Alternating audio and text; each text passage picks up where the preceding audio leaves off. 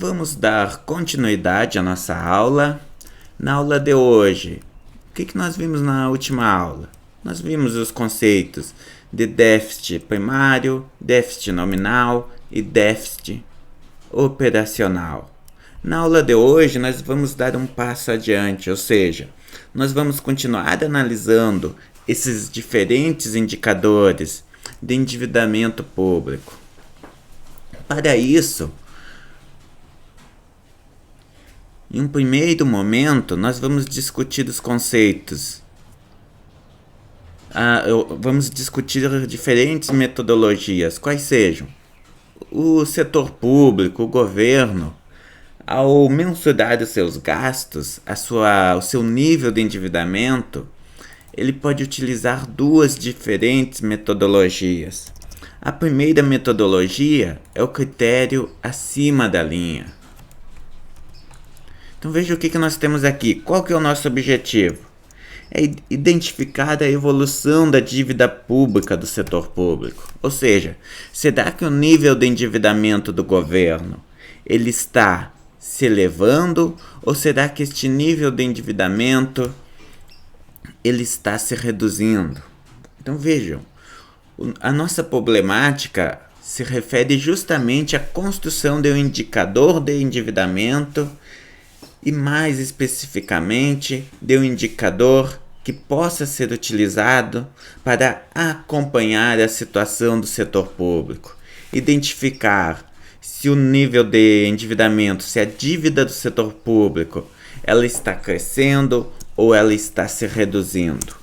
Para isso, nós podemos utilizar dois critérios: o critério acima da linha e o critério abaixo da linha. Tá, tudo bem, professor, mas qual que é a diferença entre esses dois critérios? Ambos vão considerar a diferença entre as receitas e despesas, ou seja, o endividamento, conforme nós já vimos, ele é dado, ele pode ser discriminado em dois componentes. O primeiro componente é o endividamento passado. Ou seja, o endividamento do período T igual a zero até o período do T, ou melhor dizendo, até o período N, sendo aqui o gasto menos a tributação, ou seja, é o endividamento, é o montante gasto pelo governo ao longo da sua história, menos o montante arrecadado por esse governo. Isso do período T igual a zero até N, vamos chamar de N-1, ou seja, o período atual, N, é igual ao período atual, de tal forma que o endividamento histórico ele pode ser dado pelo somatório de da situação corrente do governo, desde o seu período inicial até o seu período atual. Mas, é claro, o gasto, vamos chamar aqui de N para diferenciar, menos a tributação também no período N. Ou seja, nós temos aqui um primeiro componente, que este componente ele irá identificar a situação passada do governo,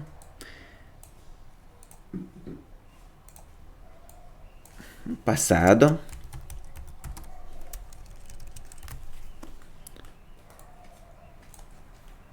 e nós temos uma segunda parte, um segundo componente que irá identificar o presente, ou seja, qual que é a situação corrente deste governo. Este governo ele se endividou ou o nível de endividamento deste governo ele se reduziu. Então, nosso objetivo é este. Tá, tudo bem, mas qual que é o nosso grande desafio? Como que nós vamos fazer para mensurar a situação atual? Será que no período corrente, no período atual, o governo está gastando mais do que ele arrecada ou será que ele está arrecadando mais do que ele gasta? Este é o nosso desafio. Para isso, nós podemos utilizar dois critérios. O primeiro critério é o critério acima da linha. Este critério ele é utilizado pelo Tesouro Nacional, sendo que ele possibilita a realização de uma análise muito mais detalhada das contas públicas. Por quê? Porque o Tesouro Nacional ele vai fazer o levantamento de todos os gastos, de todas as despesas do governo federal, de tal forma que esta análise ela resulta em indicadores muito precisos e confiáveis, mais do que isso, uma análise muito detalhada da situação do governo. Por exemplo, vamos imaginar que em determinado período o gasto do governo tenha se elevado. Qual que é a pergunta que nós precisamos fazer? Tá, mas por que este gasto se elevou? Será que ele se elevou devido ao aumento no gasto com saúde? Será que foi aumento no gasto com educação? Será que foi aumento no gasto com, digamos, saneamento?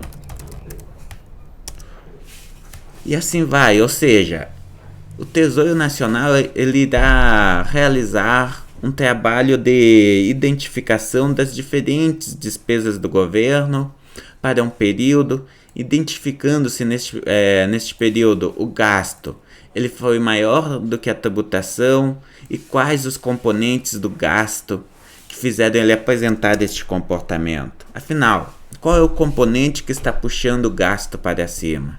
Ou seja, a grande vantagem do critério acima da linha, até vou aumentar um pouco a fonte aqui para destacar,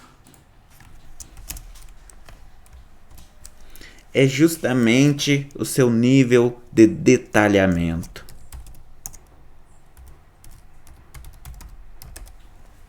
Este detalhamento elevado irá possibilitar a realização de uma análise muito mais assertiva, irá possibilitar a realização de um diagnóstico preciso sobre o comportamento apresentado pelas contas públicas naquele período específico.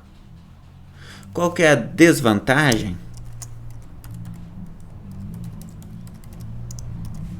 Defasagem. Então veja o que nós temos aqui.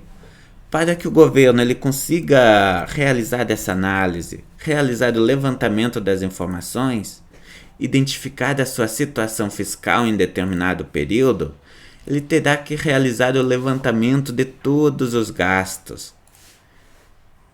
Isso demanda tempo, isso demanda um esforço elevado de mensuração, de contabilização, de tabulação destes dados.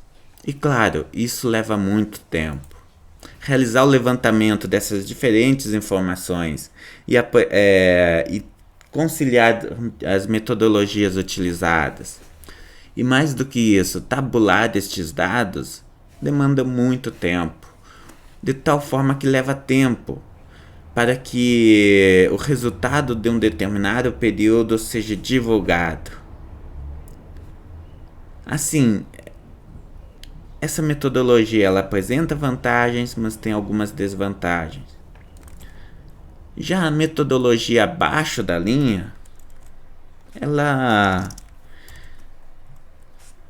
é utilizada pelo Banco Central, sendo que essa metodologia ela apresenta como vantagem justamente a ausência de defasagem.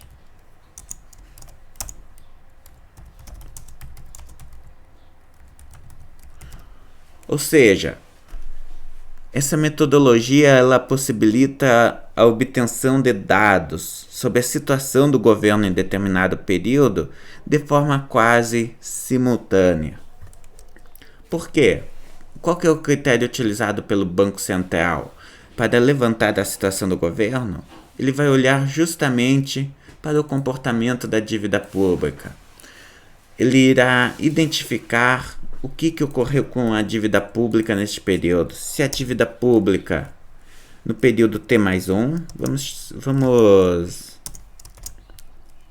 então, aqui no nosso período T+1, que ocorreu com a dívida pública? Ela é maior do que no período... Bom, vamos padronizar aqui, chamar de T, para não obtermos resultados que são distintos dos obtidos da metodologia que nós utilizamos antes na equação. Então, aqui no período T, a dívida ela é maior do que a dívida no período T menos 1.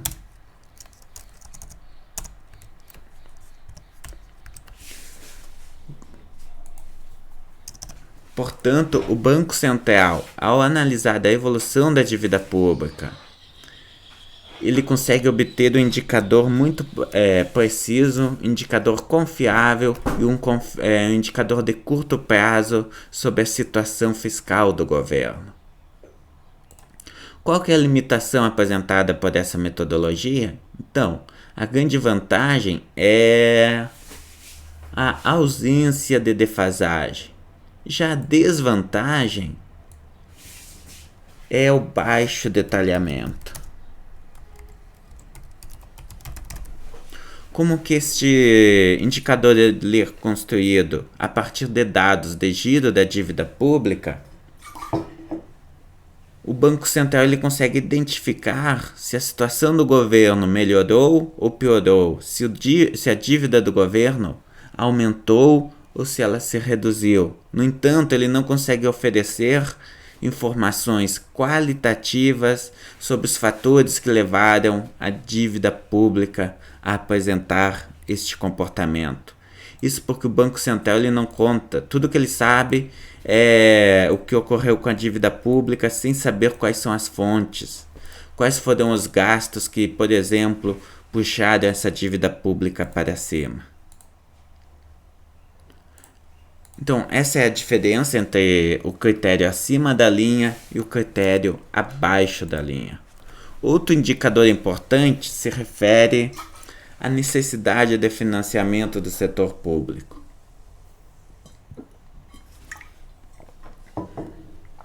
Esse indicador nada mais é do que os juros necessários para pagar a dívida, menos o superávit primário. O que nós vimos na aula anterior? Que o déficit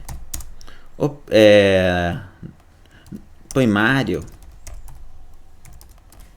ele é igual ao gasto do governo menos a arrecadação, menos a tributação. Já o déficit nominal ele é igual ao gasto do governo mais o juro necessário para pagar a dívida. Então veja o que nós temos aqui. Em cada período, o governo ele tem que pagar os juros da sua dívida. Ele tem um superávit primário e ele tem que pagar os juros da sua dívida. Vamos imaginar a seguinte situação. Neste período, o governo ele gastou 10 e ele arrecadou 11. Qual a implicação que isso tem? Neste período, este governo ele teve um déficit ou um superávit primário?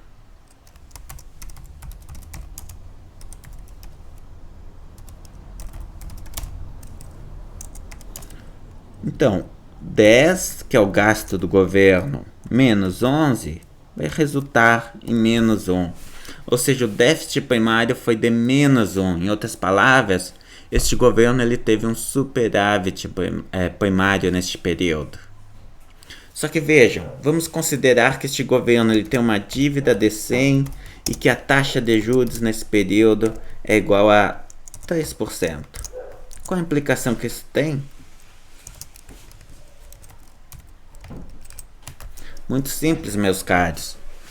Se nós pegarmos a dívida do governo e multiplicarmos pela taxa de juros, R vezes B vai ser igual a 3% vezes 100, que é igual a R$3. Então veja o que nós temos aqui. Neste período, o governo ele tem uma dívida de R$3. Ele tem que pagar melhor dizendo, este governo ele tem que pagar R$ 3 de juros. Este é os juros. No entanto, neste período, o governo ele teve um superávit primário de apenas 1. Em outras palavras, se nós pegarmos aqui a necessidade de financiamento do setor público, o que nós vamos observar? Conforme nós vimos, a necessidade de financiamento do setor público é os juros menos o superávit primário. Ou seja,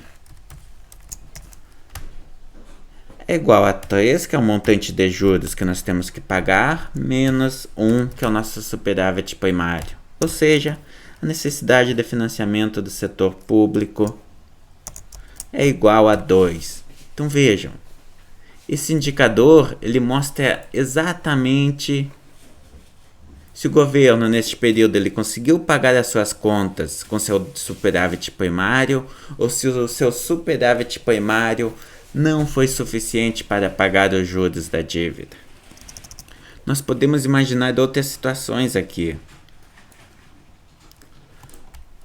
Vamos imaginar um cenário 2. Neste cenário, a arrecadação do governo foi de 15. Todos os demais itens permanecem igual. O que irá acontecer? Agora o superávit primário, o déficit primário do governo, 10 de gasto menos 15 de arrecadação, menos 4. Como que o governo neste período ele tem que pagar? Aqui o montante que ele paga de juros é de 3. Então, a nossa necessidade de financiamento do setor público para esse cenário será de 3 menos 4.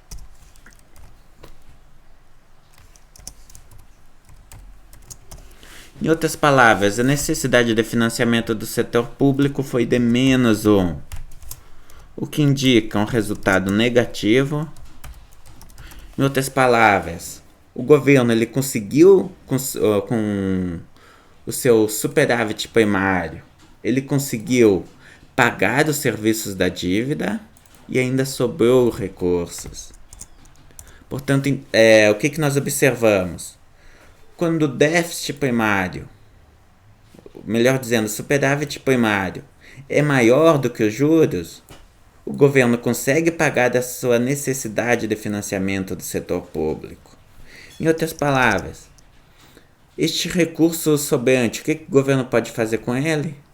Pode utilizar deste recurso para diminuir a sua dívida.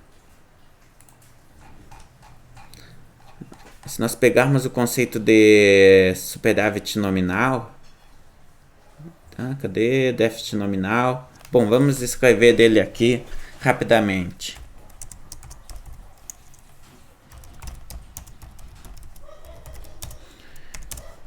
O déficit nominal é igual ao superávit primário mais o serviço relacionado ao pagamento dos juros da dívida. O que nós obtemos? Neste período específico, o governo ele teve uma necessidade de financiamento do setor público positiva. O que equivale a dizer do quê? Que o déficit nominal neste período, o gasto menos a tributação do governo aqui, nos dará quantos? 4. Menos 4. Mais serviços da dívida, 3. Portanto, nosso déficit nominal será exatamente a necessidade de financiamento do setor público menos 1, ou seja, é o montante de recurso que o governo pode utilizar para pagar o serviço da sua dívida, para abater da sua dívida.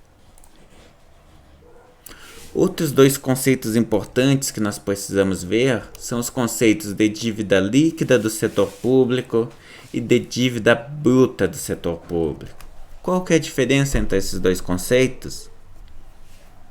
O primeiro conceito, ele dá a olhar para o saldo líquido do governo, ou seja, os débitos menos o crédito, apenas para o setor público não financeiro. Vou até destacar em vermelho aqui e aumentar a fonte. Vejam o que nós temos aqui. Nós estamos falando apenas do setor público não financeiro. E claro, também do Banco Central.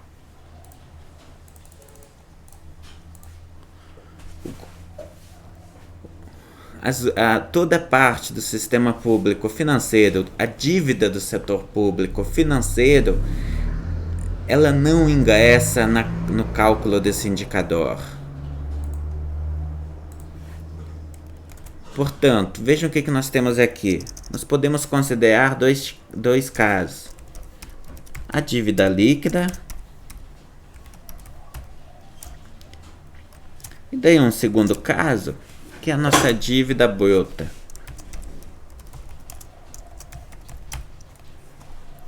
Vamos aqui então, nós temos o que? A dívida líquida, ela irá ser calculada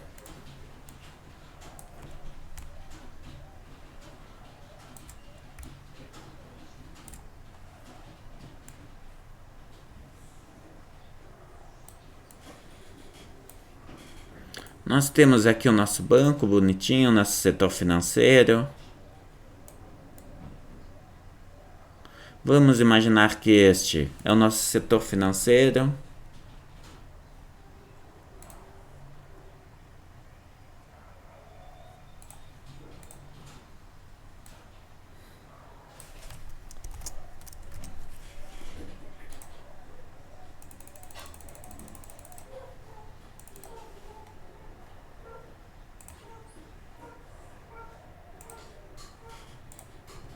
Pronto, temos aqui o nosso setor financeiro bonitinho. Pergunta: no conceito de dívida líquida do setor público, os gastos do governo, das instituições financeiras que compõem o governo, que instituições que nós estamos falando aqui? Então, setor público financeiro. Nós estamos falando, por exemplo, da Caixa, do Banco do Brasil, do BNDES, do Banco Regional de Desenvolvimento da Região Sul, entre outras instituições. Então vejam o que nós temos aqui. Toda parte que compõe o setor público financeiro. Estas instituições, elas não vão ingressar no cálculo desse indicador. Em outras palavras, quando nós estamos falando de dívida líquida do setor público, toda parte que constitui o setor público financeiro, ela não vai ingressar. Vejam o que eu estou fazendo aqui. Eu estou colocando um X justamente para identificar que estes agentes, eles não vão ingressar no cálculo do setor público financeiro, no cálculo da dívida líquida. Por quê? Porque essas instituições, elas compõem o setor público financeiro.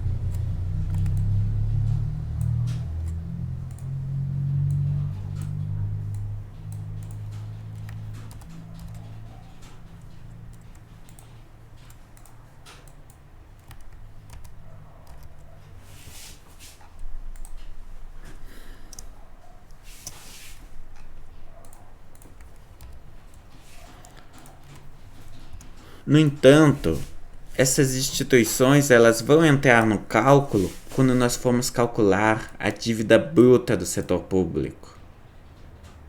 Então vejam, neste caso, todas essas instituições financeiras, elas vão ingressar no cálculo. Em outras palavras, no primeiro exemplo, na dívida líquida, se o governo ele tem uma dívida com o próprio governo, por exemplo, o governo ele pegou o dinheiro emprestado do Banco do Brasil, por exemplo, essa dívida ela vai ser computada como um componente da dívida do governo. Já no segundo caso, como que essa dívida é do governo com o próprio governo e como que as instituições públicas financeiras elas ingressam no critério de cálculo, então essa dívida não vai ser computada. No entanto, Em contrapartida, toda dívida possuída pelo setor público financeiro do governo com as demais instituições da sociedade, ela irá entrar no cálculo. Ou seja, toda dívida do BNDES, da Caixa, do Banco do Brasil, etc., do Banco Central, dos demais bancos, das demais instituições financeiras que compõem o governo, irá entrar neste cálculo. Qual que vai ser a consequência?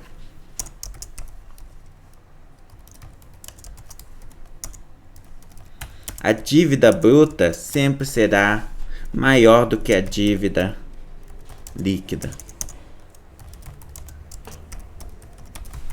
A consequência é direta, a consequência é essa. Por quê? Porque o grosso da dívida do setor público é contabilizado pelo setor financeiro. Bom, fico à disposição para responder dúvidas.